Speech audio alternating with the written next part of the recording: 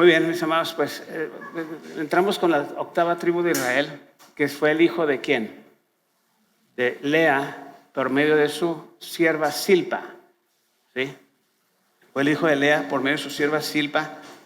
Y es muy interesante esto porque nos enseña mucho esta tribu, lo que representa esta tribu. La tribu de Aser. En el hebreo se llama y se dice Asher, ¿verdad?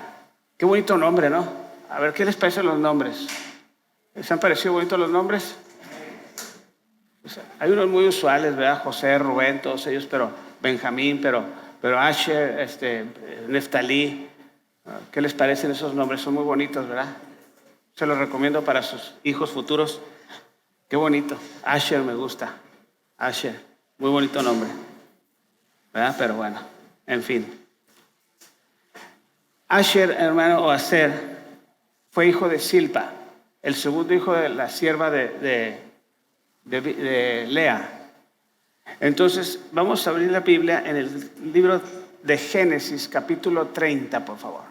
Si se fijan en algo, está el título puesto en la pantalla. Dice, los hijos del reino 8, la tribu de Aser o Aser. Y le pongo entre paréntesis la revelación de la palabra, porque eso va a estar enfocado, va a estar dirigido, aplicado a ese tema. Y entonces vamos a leer lo que dice capítulo 30 del libro del Génesis, versículos 12 y 13, por favor. Luego Silpa, la sierva de Lea, dio a luz otro hijo a Jacob. Silpa, la sierva de Lea, dio otros hijos a Jacob. Y dijo Lea, para dicha mía, porque las mujeres me dirán que dichosa. Y llamó su nombre Aser, o Asher, ¿verdad? Como quiera llamarlo. Llamó su nombre Asher o Aser. ¿Y qué es lo que nos dice esto? La palabra Aser, o el nombre Aser, quiere decir feliz. Quiere decir feliz. Por eso dice que ella está dichosa, se siente dichosa. Y si se fijan los nombres que se han puesto, se han fijado que todos tienen que ver con los comentarios que hacían las madres, las mamás, ¿verdad? En este caso, me dirán dichosa, me dirán todo lo que, más bien el estado de ánimo, cómo ellas se sentían al tener el hijo, era el nombre que le daban al hijo realmente. Entonces, esto nos enseña que Aser o Asher, estamos hablando de que nos habla de que estaba feliz. Me van a decir dichosa, dicen las demás. ¿Por qué? Porque ya les he dado, como quien dice, 6 hijos, 4 de ella y 2 de Silpa, su sierva, y eran 6 hijos los que le había dado a quién, a Israel o a Jacob. Entonces todo esto, hermanos, nos habla y nos enseña mucho acerca de lo que representa el reino. Gloria a Dios. Ya tenemos aire. Muy bien, mis amados. Entonces, ¿qué nos dice la Escritura? Vamos a leer lo que dice la profecía que Jacob le dio a su hijo Aser o Aser en el Génesis capítulo 49, versículo 20. Estas profecías que le dieron tanto Moisés como Jacob, o Israel, Jacob, que es lo mismo, a sus hijos, son los que nos revelan lo que representa la tribu, lo que representa la enseñanza que nos da esa tribu, la tribu de Israel. Entonces, mis amados, vamos a leer Génesis 49, 20. Fíjate lo que dice. Es un solo versículo el que Jacob le da a su hijo a Aser. El pan de Aser será ¿qué? Sustancioso. Y él dará deleites ¿a quién? Al rey. El pan de Aser será sustancioso y él dará deleites ¿a quién? Al rey. El pan de Aser. ¿De qué habla, hermanos? Cuando hablamos de pan en la Biblia, hablamos de Cristo, que es el pan ¿de qué? De vida. Cristo es el pan de vida. Entonces, cuando hablamos de Cristo en la Biblia, hablamos de un pan sustancioso. ¿Qué nos puede decir sustancioso? ¿Cómo podemos definir la palabra sustancioso en el caso de el pan sustancioso? ¿Cuál es o de qué nos se refiere esto? A ver, pan sustancioso, pan lleno ¿de qué? Es de trigo, obviamente, pero ¿es de qué? De nutrientes, de minerales, de todo lo que lleva nutriente de lo que es el trigo. Es de nutrientes, pan bueno, pan. Hay gente que le gusta el pan, ¿verdad? Aquí mucho el pan. Bueno, nos gusta, ¿verdad? Yo ayer me comí 3 pasteles, hermano. ¿Para qué dije eso, verdad? No, en cada comida me comí un pastelito. Bueno, era un retiro, ¿no? Gloria a Dios. Bueno, eso no debí de haberlo dicho, ¿ah? Pero bueno. El pan debe ser sustancioso. ¿Por qué? Porque la palabra es profunda. La palabra de Dios es una palabra profunda, que siempre te va a hablar en muchos sentidos, que siempre te va a hablar conforme el Espíritu te diga lo que te quiere decir, lo que te quiere enseñar o mostrar. La palabra de Dios es profunda totalmente. Entonces de eso nos habla hacer del pan sustancioso. Ahorita lo vamos a ver con más calma. Pero veamos ahora Deuteronomio capítulo 33, versos 24 y 25, por favor. 33, 24 y 25. Es la profecía que le da ¿quién ahora? Moisés a la tribu de Aser o Asher. ¿Qué es lo que dice, por favor? Y Moisés dice, a Aser dijo, bendito sobre los hijos de Aser, sobre los hijos sea ¿quién? Aser. Lo bendijo Moisés. Sea el amado de ¿quién? De sus hermanos. Sea el amado de sus hermanos. Pero aquí dice algo muy interesante. Y mojes en aceite ¿qué? Su pie. Moje en aceite su pie. ¿Qué representa un pie, hermanos? ¿Representa los pasos, el camino que llevas? ¿Qué representa el aceite? Unción. Representa el aceite, la unción del Espíritu Santo. Pero ¿qué dice el que sigue, por favor? El texto que sigue. Hierro y bronce serán sus cerrojos. ¿Qué es un cerrojo? Es una chapa. Hierro y bronce serán sus cerrojos. O sea que se van a romper fácilmente sus cerrojos, pregunto. No. Como tus días serán ¿qué? Tus fuerzas. O sea que va a ser una tribu que va a estar ¿qué? Bendecida por Dios, que su pie va a caminar en aceite o va a ser mojado de aceite, y que el hierro y el bronce serán sus cerrojos, que va a estar protegido por Dios, y como tus días, tus fuerzas. O sea que va a que tener fuerzas como tus días. ¿Qué quiere decir eso, hermanos? Que sus fuerzas van a ser que siempre va a tener fuerzas, para que me entiendan mejor.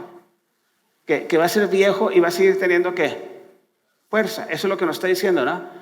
Como tus días serán ¿qué? Tus fuerzas. ¿Por qué? Porque aunque seas grande, viejo, vas a ser fuerte todavía.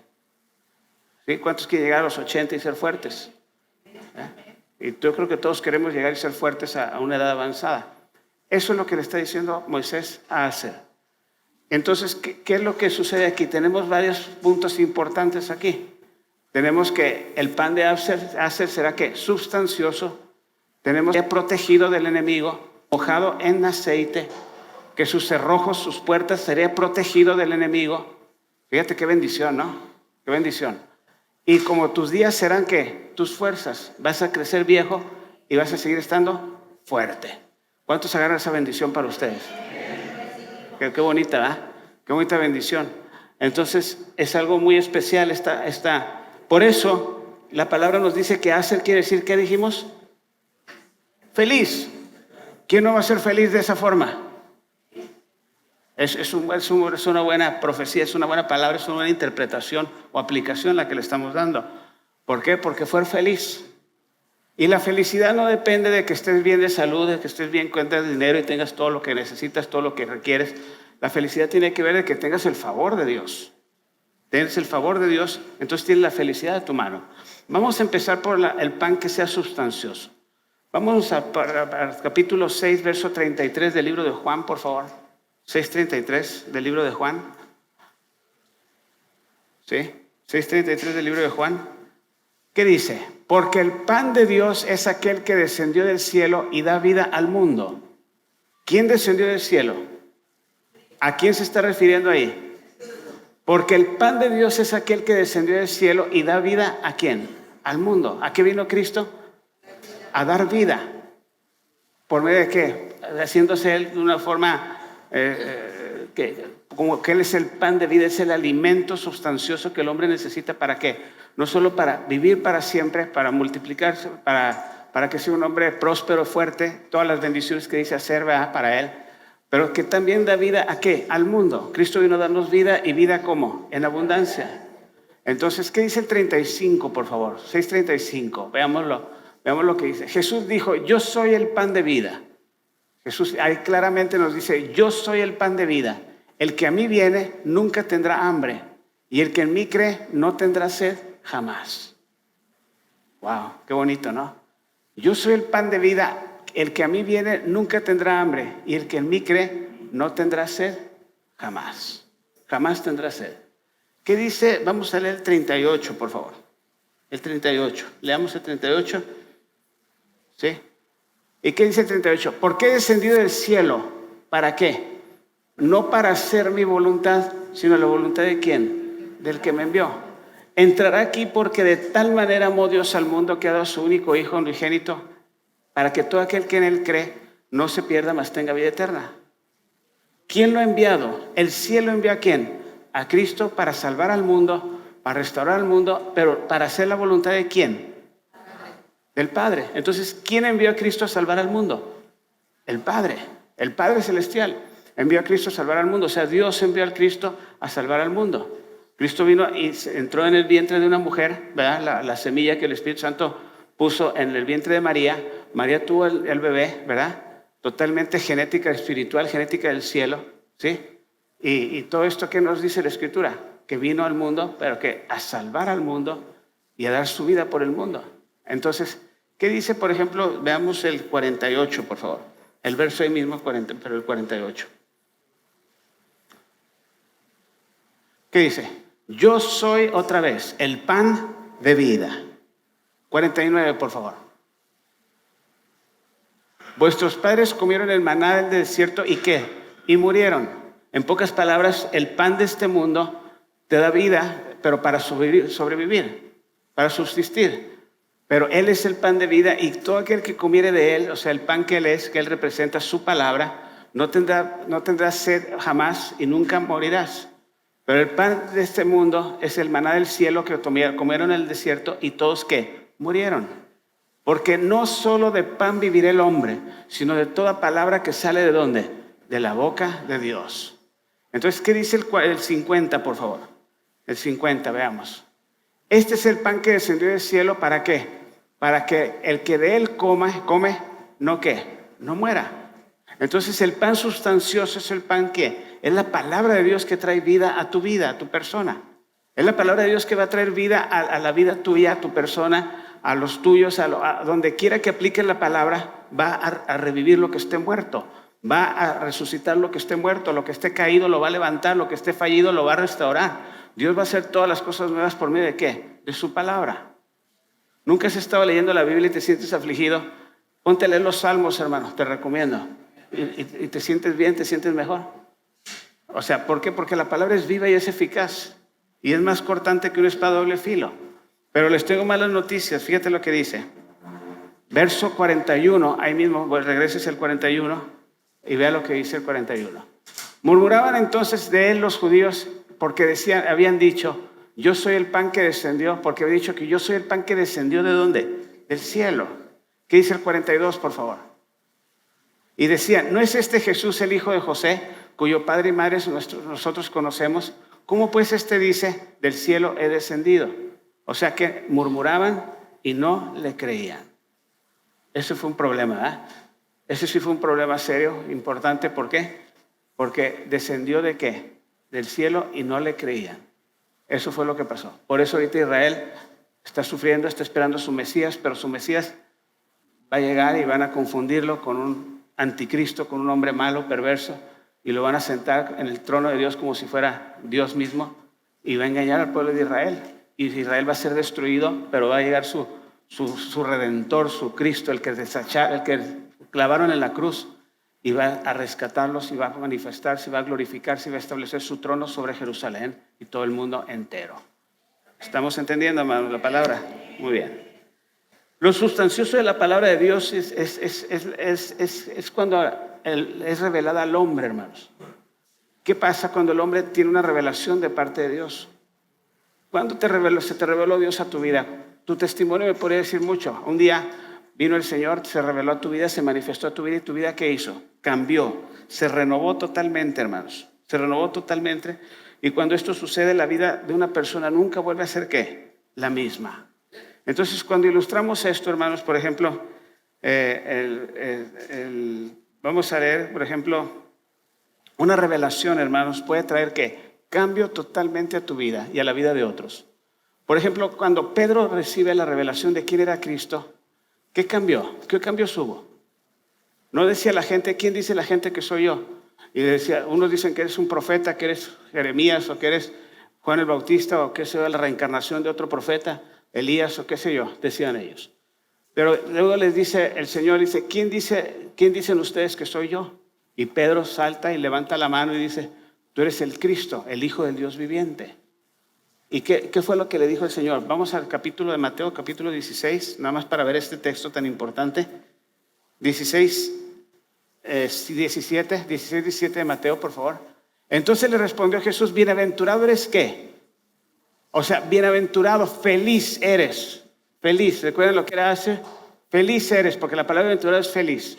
Eres Simón, hijo de Jonás, porque no te lo reveló carne ni sangre, sino ¿quién? Sino mi Padre que está ¿dónde? En los cielos. Entonces, ¿el Padre puede revelar al Hijo? Pregunto yo. Sí, porque el Padre revela al Hijo a quien Él quiere revelárselo. Entonces, ¿qué pasa? Pasa que Pedro recibe una revelación que no solo cambió la vida de Pedro, porque le llamó ¿qué? La roca, Pedro la piedra, la Petros, la piedra, sino que también ¿qué hizo Pedro? Esa revelación que tuvo Pedro cambió y estableció ¿qué? Un fundamento para lo que es la iglesia hoy en día. ¿Cuál es el fundamento principal de la iglesia de Cristo, hermanos? ¿Cuál es la piedra angular, la piedra principal, la que tiene todo el edificio, todo lo que es la iglesia de Jesucristo? Es una revelación que Pedro tuvo. ¿Cuál? Tú eres el Cristo, el Hijo del Dios viviente. Y de ahí que surge ¿qué? Lo que es la iglesia. ¿La iglesia cuándo se estableció, hermanos? Cuando vino el Pentecostés y predicaron los apóstoles a Cristo y se convirtieron muchos. No, ahí no fue la iglesia. La iglesia empezó cuando la iglesia fue fundamentada. La iglesia, si no tiene ese fundamento, no hubiera podido ser, no podía tener un banderazo para surgir como iglesia. La iglesia surgió cuando Pedro dijo, por revelación de quién, divina, dijo, tú eres el Cristo, eres el Hijo de quién, del Dios viviente. Esa revelación, esa sabiduría que Pedro tuvo, esa palabra de sabiduría, revelación de conocimiento que Pedro tuvo, vino y estableció el fundamento y sobre eso se edificó la iglesia. ¿Estamos entendiendo, mis amados? Entonces, una palabra revelada a tu espíritu puede cambiar la vida tuya y puede cambiar la vida de muchos alrededor de ti. ¿Sí? Cuando tú conoces o llegas a conocer algo que no conocías, que no sabías, que no entendías, pues estabas bien. O sea, dices tú, bueno, pues vivíamos como bien nos parecía, ¿verdad?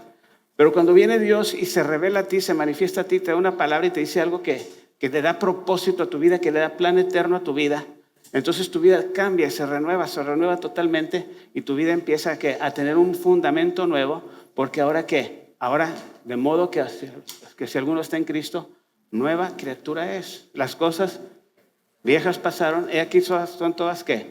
Hechas nuevas. Entonces vienes a entender que tienes una vida nueva en Cristo y eso te cambia a ti. Ahora, cree en el Señor Jesucristo y serás ¿qué? Salvo tú y toda tu casa. Entra la salvación a tu vida por medio de la palabra.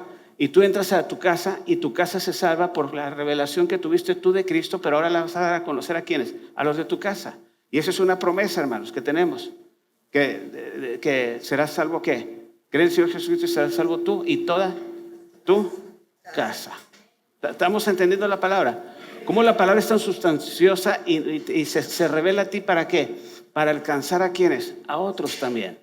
Entonces, eso nos enseña la palabra y nos dice la palabra, hermanos. Pero vamos a ver algo, una ilustración muy importante. Primera de Samuel, capítulo 3, verso 1, por favor. Bueno, vamos a leer verso 7, ahorita leemos los demás versículos.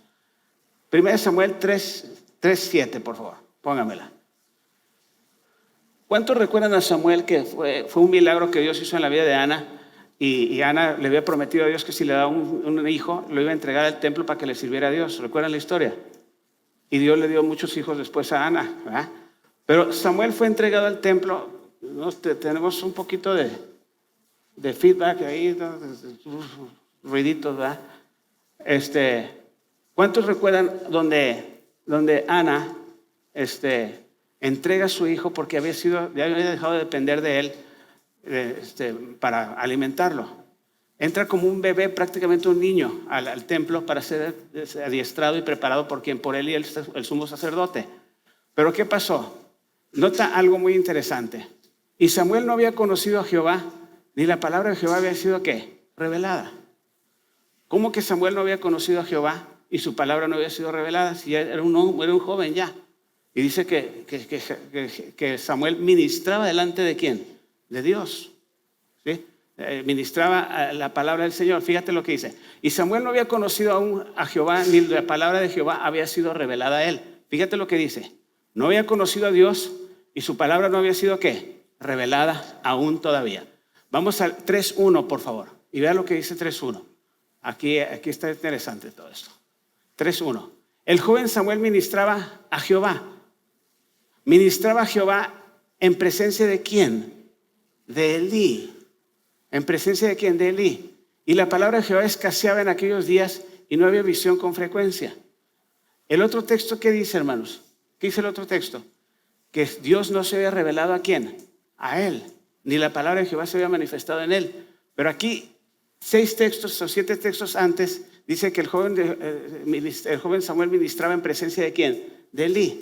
Este fue el detalle, que no ministraba en presencia de Dios, sino en presencia de ¿quién? De Elí. Ahí está el detalle. Es como cuando nosotros servimos a Dios y no sabemos por qué lo estamos sirviendo. Es cuando nosotros, por ejemplo, paramos a cantar y no sabemos por qué estamos cantando. O no sabemos por qué venimos a la iglesia. Porque me trajo mi mamá, porque me trajo mi esposo, mi esposa, mi familia, por tantas cosas. Pero es cuando ministramos delante de ¿quién? De la gente. Cuando buscamos a Dios en presencia de ¿quién? De Elí, por decirlo aquí, en el caso este. Pero cuando nosotros tenemos un encuentro con Dios, ¿qué pasa, hermanos? Empezamos ¿a qué? A tener conocimiento de quién es Dios y empezamos a ministrar delante de ¿quién? De Jehová, de Dios. ¿Entendemos la ilustración, hermanos? ¿Entendemos la ilustración? ¿Y qué dice el 2, por favor? Veamos lo que dice. ¿Por qué pasó esto? Mira, fíjate. Él no había conocido la voz de Dios todavía. Y aconteció que un día estando Elí acostado en su aposento, cuando sus ojos comenzaron a oscurecerse de modo que no podía ver. ¿Qué más dice, por favor? 3. Samuel estaba durmiendo en el templo de Jehová, donde estaba el arca de Dios, y antes que la lámpara de Dios fuese apagada, ¿qué dice? Ve lo que dice. Jehová llamó a Samuel y respondió, heme aquí. ¿Quién lo llamó a Samuel? Dios. ¿Y qué dijo Samuel? Heme aquí. ¿Sí? Samuel dijo, heme aquí, respondió, heme aquí. ¿Y qué pasó? Corriendo luego Elí dijo, heme aquí, ¿para qué me llamaste? Elí le dijo, yo no te he llamado, vuelve y acuéstate. Y él se volvió y se acostó. ¿Quién está hablando? Dios. Pero no reconocía ¿qué? La voz de Dios. No sabía que era Dios. Él pensaba que era ¿quién? Elí. Pero Elí le dijo, yo no te hablé, así es que voy a ir, recuéstate otra vez, no hay problema. Pero vea lo que dice el que sigue, por favor. Y Jehová volvió a llamar otra vez a Samuel, y levantándose Samuel vino a Elí y dijo, heme aquí, ¿para qué me llamaste llamado? Y dijo, hijo mío, yo no he llamado, vuelve y acuéstate. Eso pasa muchas veces, hermanos, cuando nosotros no entendemos o no conocemos la voz de Dios. A veces decimos, es que me habló Dios, y a veces no es Dios el que te habla. Puede confundirse con la voz de ¿quién? De tu conciencia, de tu corazón, de tu subconsciente, de lo que usted quiera, o la voz del mismo diablo, tal vez, que también se viste como ángel de luz. Dice, y Jehová volvió a llamar otra vez a Samuel, y levantándose Samuel vino a Elí y dijo, heme aquí, ¿por qué me ha llamado? Hijo mío, yo no te he llamado, vuelve y acuéstate. 7, ahora sí viene el 7. Y Samuel no había conocido aún a Jehová, ni la palabra que le había sido ¿qué? Revelada. Pero Samuel ya ministraba delante de ¿quién? De Elí. Y a veces ministramos ¿para quién? Para vernos bien, para los hombres, para la gente, y que nos vean bien y sentirnos bien de lo que estamos haciendo, pero realmente lo hacemos ¿por qué? Para que nos vean, para que seamos sobresalientes, para que nos alaben al final del servicio y nos digan qué buena canción cantaste o qué buena palabra diste o qué sé yo. Pero no es eso el propósito. El propósito no es ministrar delante de la congregación, sino ministrar con la congregación en la presencia de Dios y a Dios, que es el que merece toda la gloria y toda la honra y toda la alabanza.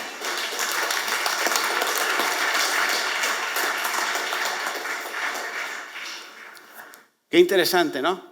Y si ustedes ven el capítulo 1 y 2, dice que fíjate lo que dice, qué interesante. Previo a esto, dice la Escritura en el capítulo 1 de 1 Samuel y el 2, que Samuel iba creciendo en la presencia de Dios, iba creciendo en el camino de Dios, que Samuel era un profeta que empezaba su ministerio y que tenía un crecimiento y un crecimiento gradual en el cual Samuel se convirtió en un hombre tremendo de Dios. Pero ¿qué pasó, hermanos? Todavía no había sido revelada la palabra de Dios a él. ¿Por qué? Porque todavía no entendía para qué era la palabra de Dios. Viene otra vez, y vamos a leer el 8, por favor, por no dejar aquí. El 8. Jehová pues llamó por tercera vez a Samuel y se levantó y vino a Elí otra vez por tercera vez y dijo, heme aquí, ¿para qué me has llamado? Entonces entendió Elí que Jehová llamaba al joven. Por fin entendió Elí. No tenía discernimiento, no tenía vista, visión, no tenía nada de ese pobre hombre. Estaba viejo ya. ¿Y qué más dice el 9, por favor? Y dijo Elí a Samuel, ve, acuéstate y si te llamare dirás, habla Jehová porque tu siervo oye. Y así Samuel se acostó en su lugar. Y Dios le volvió a hablar y le dijo, habla Jehová porque tu siervo te escucha. A veces nos ser enseñados también, ¿verdad? A escuchar la voz de Dios. Interesante, hermanos, interesante. Entonces, cuando nosotros vemos esto, vemos cosas tremendas. La palabra de Dios es sustanciosa, es poderosa, es tremenda la palabra de Dios, hermanos, y va a causar conflictos siempre. Si algo el diablo no quiere que escuches es la voz de Dios. Mira, ¿qué dice Daniel capítulo 10, verso 1? Daniel tuvo visiones y tenían que ser reveladas por Dios para tener entendimiento de qué se trataba. Si alguien profetizó para estos tiempos finales, los tiempos finales que estamos viviendo, ¿fue quién? Daniel. ¿Y qué dice? Dice, en el año tercero de Ciro, rey de Persia, fue revelada palabra ¿a quién? A Daniel. Fue revelada palabra a Daniel, llamado Belsasar, y la palabra era ¿qué? Verdadera. Pero cuando la palabra, escúchame bien, es verdadera, va a haber un grande conflicto también. El diablo se va a poner a como dé lugar y va a decir, tú no tienes que saber esto, no puedes enterarte de lo que Dios quiere hacer con tu vida, no puedes enterarte de lo que Dios va a hacer contigo, no puedes enterarte del plan que Dios tiene, el proyecto que Dios tiene para ti. ¿Por qué? Porque si te enteras vas a ser mi enemigo, vas a afectarme, vas a hacerme daño y yo tengo que obstruir esa palabra y quitártela del corazón y entre más lejos esté esa palabra de ti, mejor. ¿Me está entendiendo, mi amado? Entonces dice, pero el conflicto era ¿qué? Grande, pero él comprendió la palabra y tuvo inteligencia en la visión. Entonces necesitamos tener inteligencia y palabra y conocer y entender la palabra para que la podamos aplicar a nuestra vida, porque cuando una palabra es conocida por ti y aplicada a tu vida, hermanos, es para que esa palabra venga ¿qué? No solo transforme tu vida, sino que a través de tu vida transforme la vida de otros. ¿Estamos entendiendo? Cuando Dios te llamó. Si Dios no se hubiera revelado a mí, yo no estuviera aquí ahorita. Tal vez estuviera otra persona aquí o Dios sabe qué, ¿verdad? Pero la realidad es que yo entendí esa palabra, mi esposo y yo la entendimos y por eso estamos aquí. Y hemos afectado, espero positivamente, ¿verdad? Quiero pensar que así ha sido siempre, a cientos o miles de personas que han venido a esta iglesia, ¿sí? Que conozcan. Yo he visto en la carpa y aquí también he visto cientos de personas pasar a recibir a Cristo y sus vidas nunca volvieron a ser las mismas, al menos de la mayoría de ellos. Y que familias enteras se convirtieron a Cristo por causa de lo que, de haber escuchado el llamamiento que Dios nos dio. ¿Para qué? Para venir y servirle aquí y servirlos a ustedes y levantar las vidas de muchos de ustedes para que hagan lo mismo que hicimos nosotros cuando entendimos el llamado y la revelación de la palabra fue manifestada a nosotros, que sabíamos que Dios nos está llamando a predicar su palabra. ¿Estamos entendiendo, mis amados? Entonces así es como funciona esto. El pan sustancioso es la palabra profunda, la palabra revelada, la palabra que no la conoces, que no la entiendes. O muchas veces tal vez la conoces pero no la has entendido, no la has comprendido porque no se ha revelado a ti. Entonces revelación es conocer algo que estaba escondido. Revelación es tener conocimiento de un misterio, de algo que no había sido revelado, que no entendías tal vez. Entonces ese es el pan sustancioso, hermanos amados. Pero también viene otra parte donde nos dice que el pie de acero, de Asher, fue ¿qué? Mojado ¿con qué? Con aceite. ¿Cuántos recuerdan de los apóstoles cuando Cristo resucitó? Resucitó y anduvo 40 días y 40 noches aquí en la tierra dando instrucciones acerca de lo que vendría después de que él ascendiera al cielo. ¿Cuántos recuerdan? ¿Cuál fue la instrucción final que Cristo dio? Los apóstoles dijeron, pues vamos a ir a predicar, ya nos dijiste, Señor. Pero él dijo, pero permanezcan aquí. No quiero que salgan ni vayan a ninguna parte. Quiero que permanezcan hasta que sean investidos ¿con qué? Con el poder de lo alto. Hasta que sean investidos con el poder de lo alto. ¿No dijo eso el Señor? Y luego viene y les dice, y recibiréis poder cuando haya venido sobre vosotros el Espíritu Santo.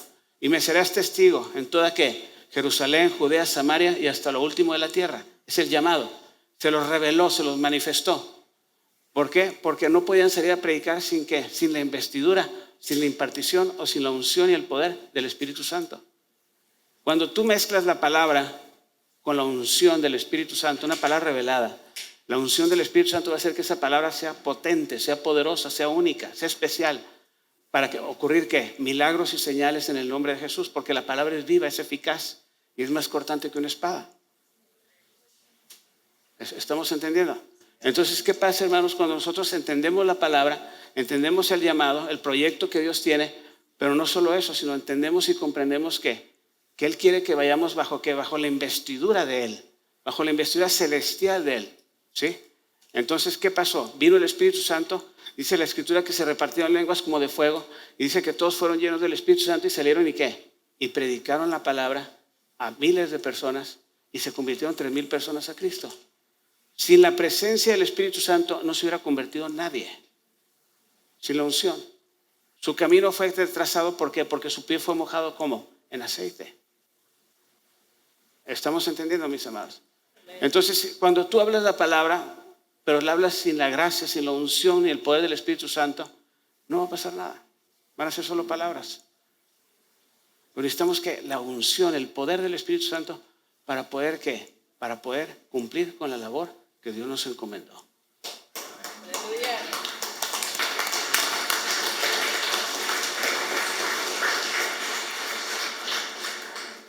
¿Cuántas personas se convirtieron a Cristo? Mira, fíjate nada más cómo la gente reaccionó al mensaje de Pedro. Hechos capítulo 2, por favor. Y la gente reaccionó porque Pedro traía ¿qué? Para empezar, el mensaje que les hablaba era del derramamiento del Espíritu Santo que había sido profetizado por Joel 2:28, que en los posteriores días se derramaría su Espíritu sobre toda ¿qué? Carne. Pero fíjate lo que dice el 37 del capítulo 2.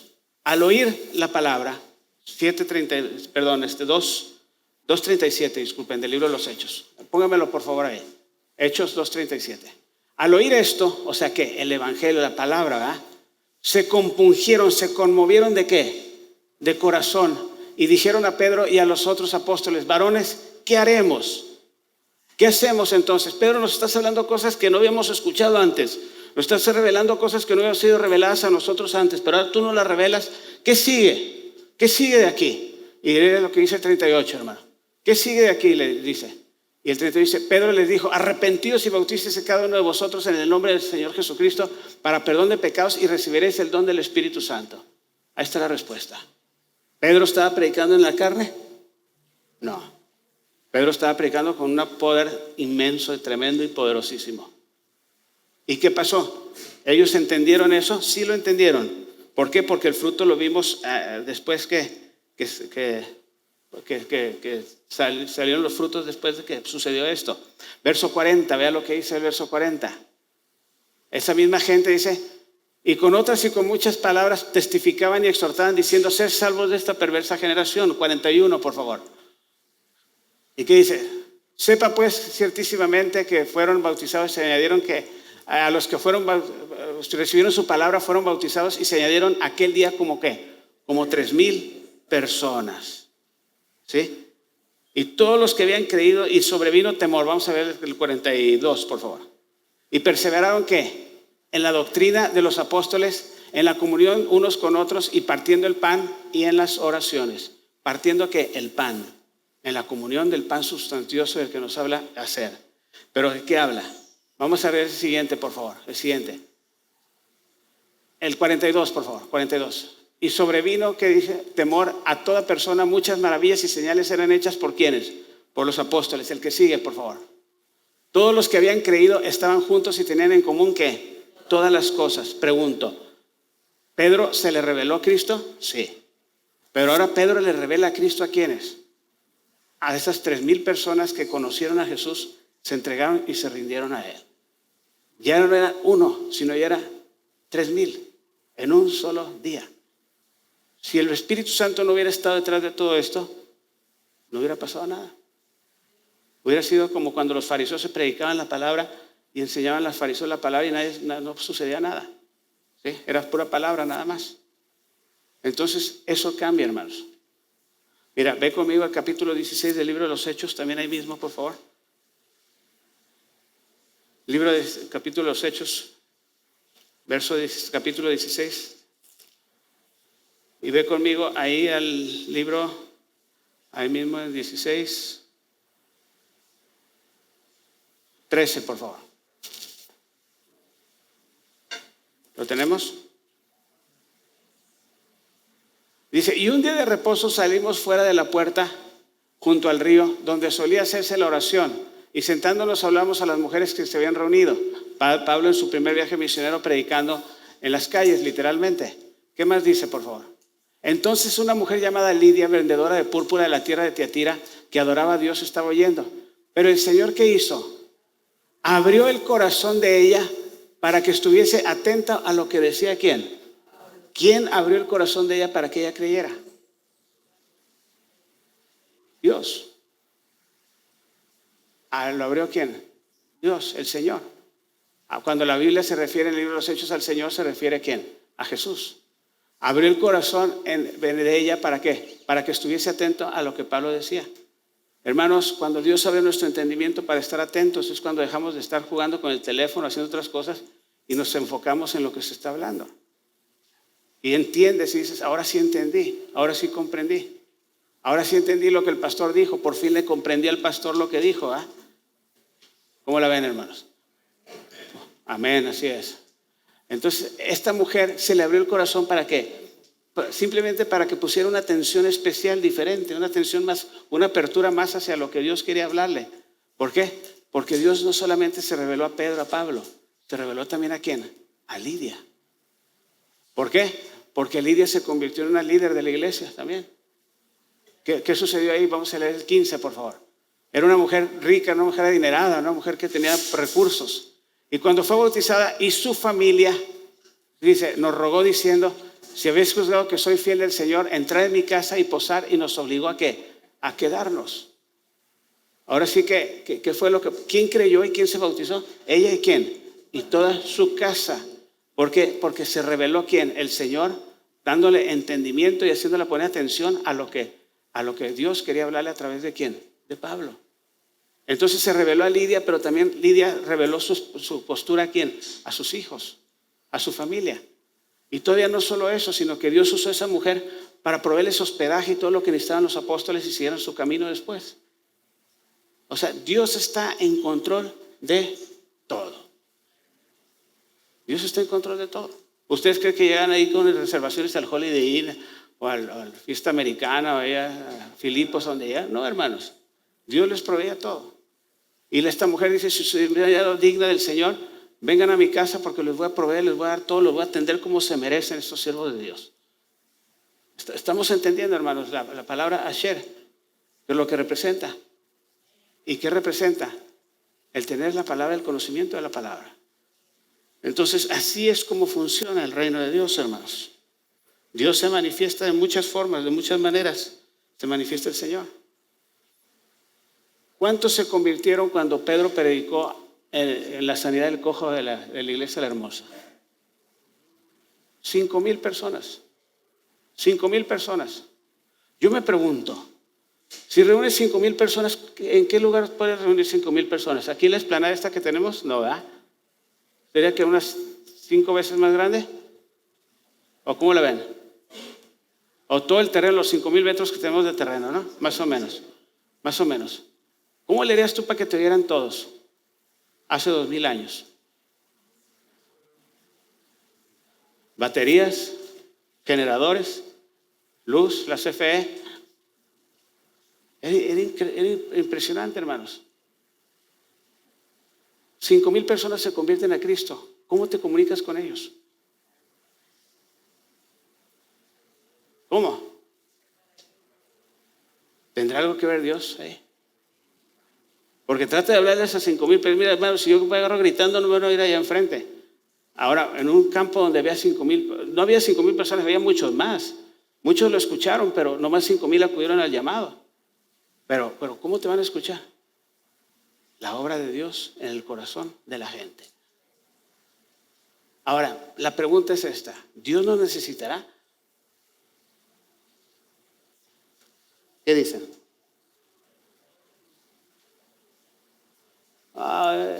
Hoy te voy a hacer el paro, Señor, para que veas que soy buena onda. Así como hablan los chamacos. ¿Qué paro ni qué paro? Dios no nos necesita, hermanos. Es su gracia la que nos hace acercarnos a Él y permitirnos que le sirvamos a Él.